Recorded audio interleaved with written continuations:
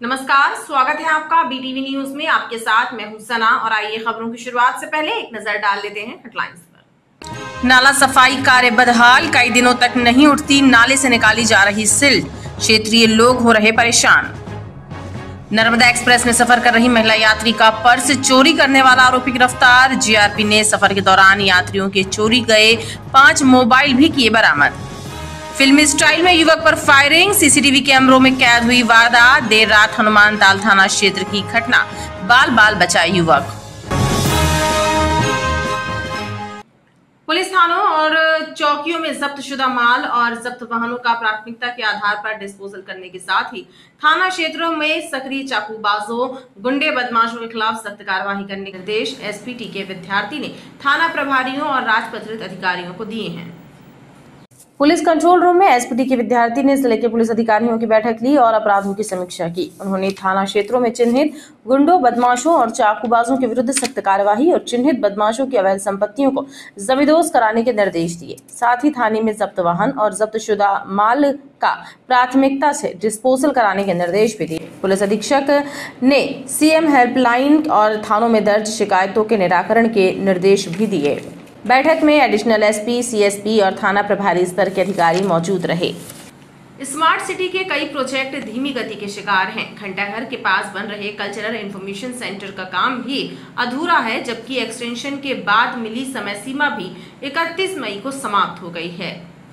Smart city द्वारा घंटाघर के पास बनाया जा रहा Netaji Subhash Chandra Bose cultural information centre का निर्माण कार्य अधूरा है। करीब 83 करोड़ 19 लाख रुपए की लागत से बनने वाला सेंटर और 15 करोड़ 19 लाख रुपए की लागत से बनने वाले होटल का काम अधूरा है, जबकि दोनों की समय सीमा समाप्त हो चुकी है और एक्सटेंशन का समय भी पूरा हो चुका है। बेहद धीमी गति से चल रहे स्मार्ट कार्य के प्रोजेक्टों से स्मार्टनेस गायब है। ठेकेदार कंपनियों की मनमानी के कारण कई प्रोजेक्ट्स की लागत भी कई गुना हो गई है। ठेकेदारों और अधिकारियों की साठगांठ जनता पर भारी पड़ रही है। कैंट विधानसभा क्षेत्र के विभिन्न वार्डों में रहने वाले विद्युत उपभोक्ताओं की विद्युत संबंधी और बिल संबंधी शिकायतों के निराकरण के लिए उपभोक्ता विद्युत समस्या निवारण शिविरों का आयोजन किया जा रहा है। इसी कड़ी में रांझी बड़ा पत्थर इलाके में शिविर के माध्यम से विद्युत मंडल के अधिकारियों ने उपभोक्ताओं की समस्याओं और शिकायतों को सुनकर उनका समाधान किया।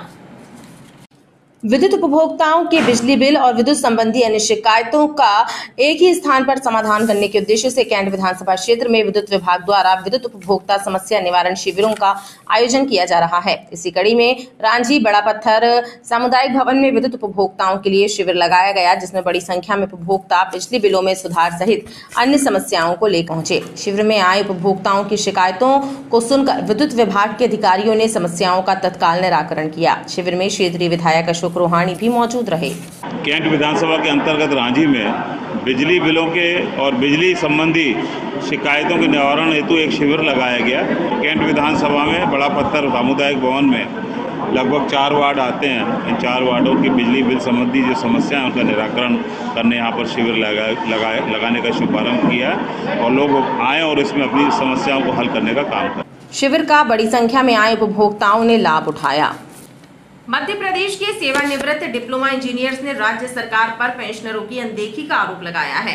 केंद्र के समान डीआर, स्वास्थ्य सुविधा, 6वें और 7वें वेतनमान के एरियर्स का भुगतान सहित पेंशनर्स और सेवानिवृत्त डिप्लोमा इंजीनियर्स की तमाम मांगों को लेकर जल्द ही सरकार के खिलाफ बड़ा आंदोलन करने की रणनीति तैयार करने की बात सेवानिवृत्त डिप्लोमा इंजीनियर संघ ने कही है।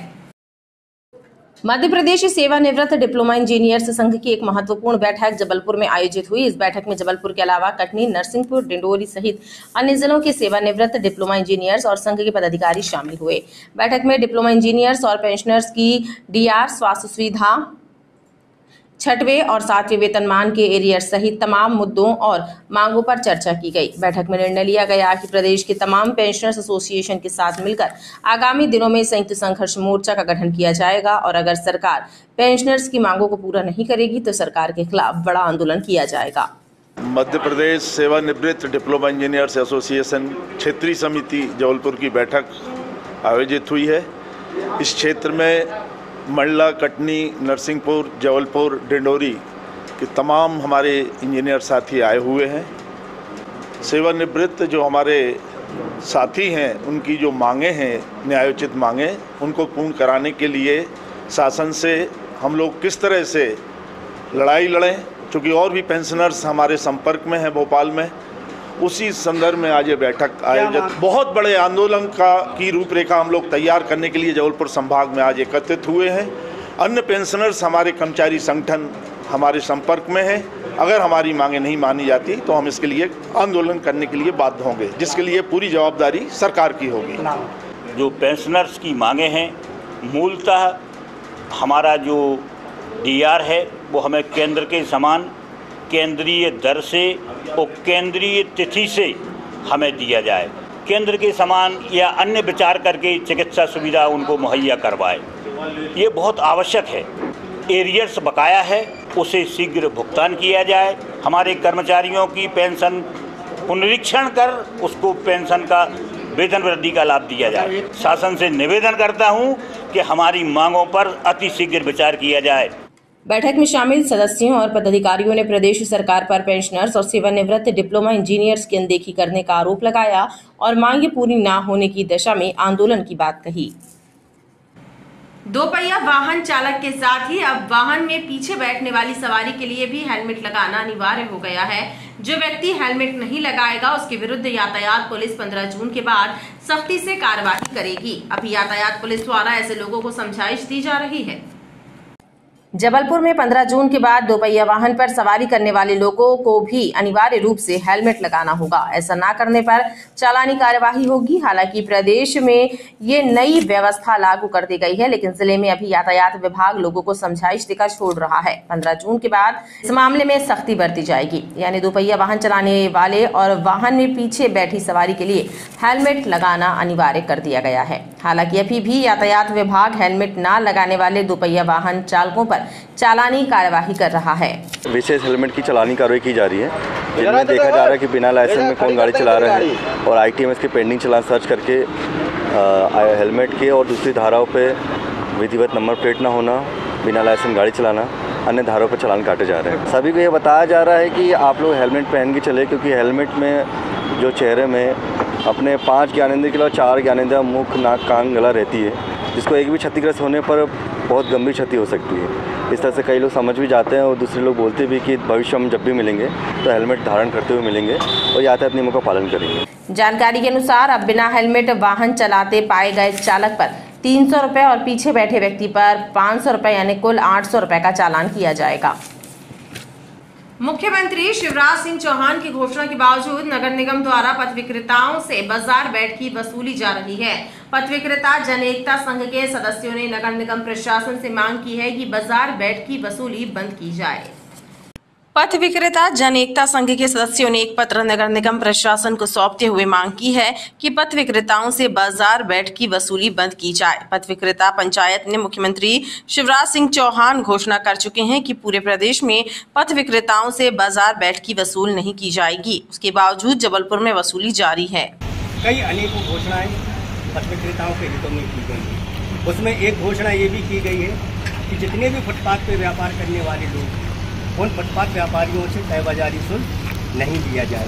नगर निगम सीमा में जितने भी फुटपाथ पर व्यापार करने वाले लोग हैं उनसे तय बाजारी शुल्क बंद की जाए। संगठन ने चेतावनी दी है कि यदि बाजार बैठ की वसूली बंद नहीं की गई तो तीव्र आंदोलन किया जाएगा।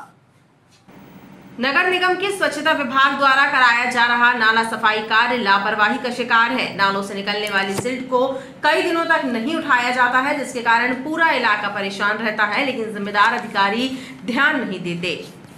बारिश के पूर्व नगर निगम के स्वच्छता विभाग द्वारा शहर के छोटे बड़े नालों की सफाई अभियान चलाकर कराई जा रही है, लेकिन इस कार्य की मॉनिटरिंग ठीक से नहीं हो रही है। ठेका मजदूरों द्वारा नालों से निकलने वाली सिल्ट को कई दिनों तक नहीं उठाया जाता है, जिसकी वजह से पूरा क्षेत्र गंधाता है। सूखकर ये सिल्ट नाले में चली जाती है, जिसके कारण नाला फिर ज्यों का त्यों हो जाता है। जो छोटी जहाँ की ऐसी नाले हैं जहाँ की मशीन नहीं जा सकती है, तो वहाँ पे हमने हर जोन में जो है एक नाला गैंग रखी है। कुछ जगह से सिल्ट वगैरह उठने की शिकायतें आती हैं, तो अब क्या होता क्या, जिससे सिल्ट निकलती है वो गीली रहती है। यदि उसको हम उसी समय टिपर में या ट्राली में भरते हैं तो वो पूरे रोड गंदी करते हुए जो है तो गिरता हुआ जाता है। तो जनरली क्या है कि आज यदि सिल्ट निकलती है तो आज नहीं उठवाते हैं, दूसरे दिन उठवाते हैं। तो वो भी काम जो है निरंतर चल रहा है। स्वच्छता विभाग के अधिकारियों का कहना है कि यदि गीली सिल्ट उठाई जाएगी या परिवहन की जाएगी तो सड़कें खराब होंगी, इसलिए उसके सूखने का इंतजार किया जाता है।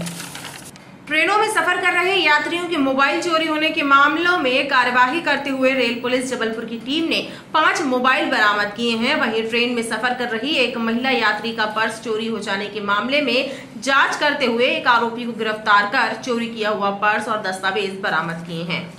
ट्रेनों में सफर के दौरान होने वाली चोरी की घटनाओं के मामले में रेल पुलिस की कार्यवाही जारी है। बीते दिनों नर्मदा एक्सचेंज से शहडोल की यात्रा कर रही एक महिला यात्री बबीता मोरे का पर्स सलीमनाबाद के पास से चोरी हो गया था। पर्स में एफडी के महत्वपूर्ण दस्तावेज और 1000 रुपए रखे थे। महिला की शिकायत पर मामले में प्रकरण दर्ज कर पुलिस ने आरोपी कल्लू चौधरी को गिरफ्तार कर महिला का पर्स और दस्तावेज बरामद किए हैं। नर्मदा एक्सप्रेस से भोपाल से शहडोल की यात्रा कर रही थी बबीता मोरे करके, तो सलीमनाबाद स्टेशन पड़ता है, वहाँ पे ट्रेन रुकी थी। जैसे ही ट्रेन चलने के लिए हुई ऐसे उनका पर्स चोरी हो गया था। रात में हम लोगों ने वहाँ पर सभी तलाश किए, जिसमें हमें सक्सेस मिली और हमने कल्लू चौधरी करके है उसको हमने इसमें लेके आए। वहीं दूसरी ओर रेल यात्रियों के मोबाइल चोरी के प्रकरणों में जांच के बाद रेल पुलिस ने रेल यात्रियों के चोरी हुए 5 मोबाइलों को बरामद किया है। इस मामले में पुलिस ने मोबाइल की बरामदगी कर 5 लोगों को नोटिस जारी कर छोड़ा है। अभी 5 मोबाइलों को और अभी हम लोगों ने बरामद की है।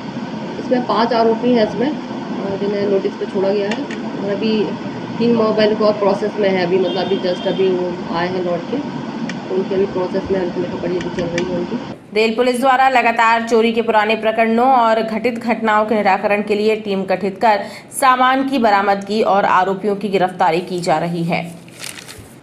जबलपुर का ISIS मॉड्यूल आयुध निर्माणी में सिलसिलेवार धमाकों की साजिश रच रहा था, लेकिन NIA की छापेमारी और 3 संदिग्धों की गिरफ्तारी से ये बड़ा खतरा टल गया। NIA और ATS द्वारा जबलपुर से गिरफ्तार किए गए मोहम्मद शाहिद, सैयद मामूर अली और आदिल खान ने NIA की पूछताछ में ये कबूल किया कि जबलपुर की आयुध निर्माणी खमरिया GIF, GCF और व्हीकल फैक्ट्री ISIS के निशाने पर थी। जबलपुर में NIA और ATS की संयुक्त छापेमारी में गिरफ्तार किए गए मोहम्मद शाहिद, सैयद मामूर अली और आदिल खान से पूछताछ में बड़ा खुलासा हुआ है। इन तीनों ने पूछताछ में कबूल किया है कि जबलपुर के आयुध निर्माणी ISIS के निशाने पर थी। NIA के एक अधिकारी और सूत्रों के मुताबिक ISI का जबलपुर मॉड्यूल आयुध निर्माणी Khamaria, GIF gun carriage factory और व्हीकल फैक्ट्री में सिलसिलेवार धमाकों की तैयारी कर रहा था। जांच एजेंसियों ने गिरफ्तार संदिग्धों से आयुध निर्माणियों में धमाकों से जुड़े अहम दस्तावेज भी बरामद किए हैं। अब एजेंसियां ये पता लगा रही हैं कि किस तरीके से इस साजिश को अंजाम दिए जाने की तैयारी की जा रही थी और इस साजिश में और कौन कौन शामिल है। एजेंसियों ने कुछ संदिग्धों को चिन्हित किया है। जांच एजेंसियां अब इस साजिश का खुलासा करने में जुटी हुई हैं। हनुमानताल थाने की प्रेम सागर चौकी के अंतर्गत आने वाले करियापाथर क्षेत्र में बीती रात कुछ बदमाशों ने एक युवक पर ताबड़तोड़ फायरिंग कर दी। युवक हमले से बचने के लिए उधर उधर भागता रहा। हमलावरों ने कई राउंड फायर किए। गनीमत ये रही कि हमलावरों का निशाना चूक गया और युवक की जान बच गई। देर रात हुई ये घटना CCTV कैमरों में भी कैद हुई है। जबलपुर के करियापाथर इलाके में कुछ बदमाशों ने घर के बाहर टहल रहे रवि तिवारी नामक युवक को घेर लिया और फिर फिल्मी स्टाइल में उस पर ताबड़तोड़ फायरिंग कर दी। रवि हमलावरों और फायरिंग से जान बचाने के लिए यहां वहां भागता रहा। गनीमत ये थी कि हमलावरों का निशाना चूक गया और रवि बाल बाल बच गया। फायरिंग की एक घटना CCTV कैमरे में भी कैद हो गई। हमलावरों के मौके से फरार होने के बाद रवि हनुमानताल थाने पहुंचा और रिपोर्ट दर्ज कराई। रवि ने जानकारी देते हुए बताया कि नवरात्र में जवारे निकालने के दौरान उसका आयुष चौधरी से मामूली विवाद हुआ था, जिसके बाद आयुष और उसके साथियों ने उससे मारपीट की थी। उसकी शिकायत पर पुलिस ने आयुष और उसके साथियों पर प्रकरण दर्ज कर उन्हें गिरफ्तार किया था। इसी का बदला लेने के लिए आयुष और उसके साथियों ने उस पर फायरिंग कर दी। मैं सर खाना खा के घर से निकला था, तो घर के सामने टहलता हूँ मैं, तो संजय चौधरी, उसका भाई आयुष चौधरी और बॉबिल कुचवंदिया और रोहित प्रजापति, ये लोग आए, सीधे उतरे और गोली मारना सीधे चालू कर दी और मैं दौड़ते दौड़ते भागा हूँ।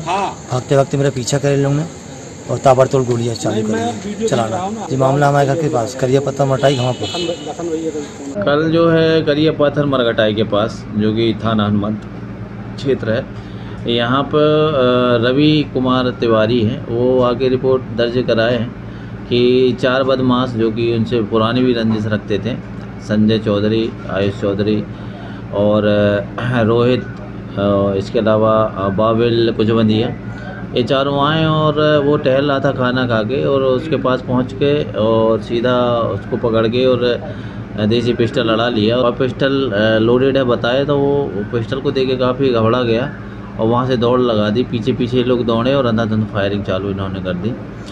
अच्छा किस्मत ये थी कि उसको लगी नहीं, कोई चोट नहीं आई। और जाते जाते इन लोगों ने दहशत फैलाने की नीयत से इसके घर के सामने 2 देसी सुअर मार बम भी पटके हैं, 2 धमाकों की आवाज़ आई इसको।